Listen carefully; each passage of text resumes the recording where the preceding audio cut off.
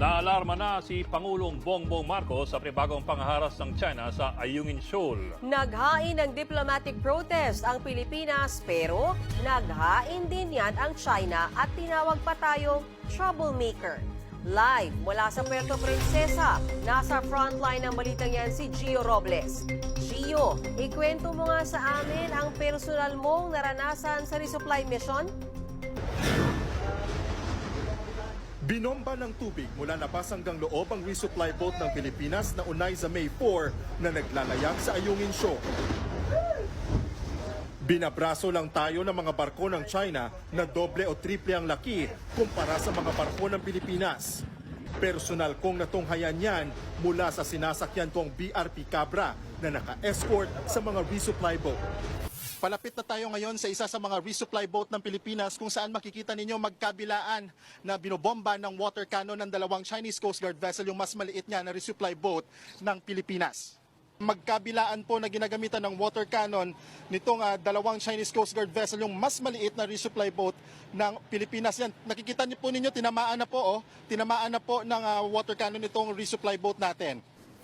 Sa isa pang aerial video, makikitang umaatras ang barko ng China habang tila pinaliliguan ang ating resupply boat. Nagtagal ng 8 minuto ang water cannon. 4 ang nasugatan sa mga sakay ng unay sa May 4. Isa sa kanila, kinailangan isugod sa ospital pagbalik sa Palawan. Kabilang din sa mga sakay ng resupply boat, si Vice Admiral Alberto Carlos, ang commander ng AFP Western Command. Sumama siya sa resupply mission dahil ito ang unang beses na ginamit ang UM-4. Pero pati si Carlos, nasugatan sa kamay at paa. Nung sumabog yon, if you can see in the video, medyo malakas yung tunog and everybody, dapaan kami sa bridge just to cover. And unfortunately, meron pa rin tinamaan ng shrapnels. Anya, halatang walang intensyon ng China na palubugin ang mga barko ng Pilipinas. Ang ginagawa raw nila, binabasa ang engine o makina para masira ito at hindi na makausad pa papuntang BRP Sierra Madre kung saan ito maghahatid ng supply. Pati ang BRP Sindangan na naka-escort sa unay sa May 4, binangga ng mas malaking barko ng China. Habang 2 barko ng China Coast Guard at 2 Chinese Maritime Militia vessel ang nakabantay sa sinasakyan naming BRP Cabra mula alas 3 ng madaling araw kahapon hanggang 1:00 ng hapon.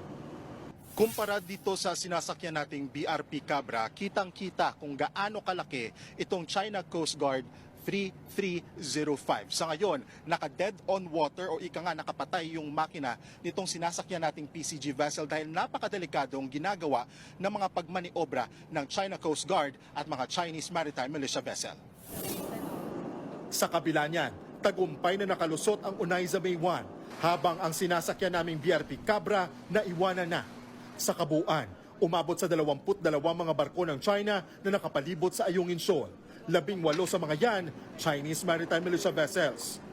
Ang panibagong pangharas na yan ng China, nakakaalarma na raw ayon mismo kay Pangulong Bongbong Marcos. Sa kabila niyan, giniit ni PBBM na hindi pa panahon para igiit ang Mutual Defense Treaty natin sa Amerika. Sa ilalim niyan, re-rest back ang US sa anumang bansang aatake sa Pilipinas. I do not think that it is the time or the reason to invoke the Mutual Defense Treaty. However, we continue to view with great alarm this continuing dangerous maneuvers and dangerous actions. We will make our objections known and hope that we can continue to communicate to find a way so that such actions are no longer seen in the West Philippine Sea. Naghain na rin ang Pilipinas ng panibagong diplomatic protest laban sa China.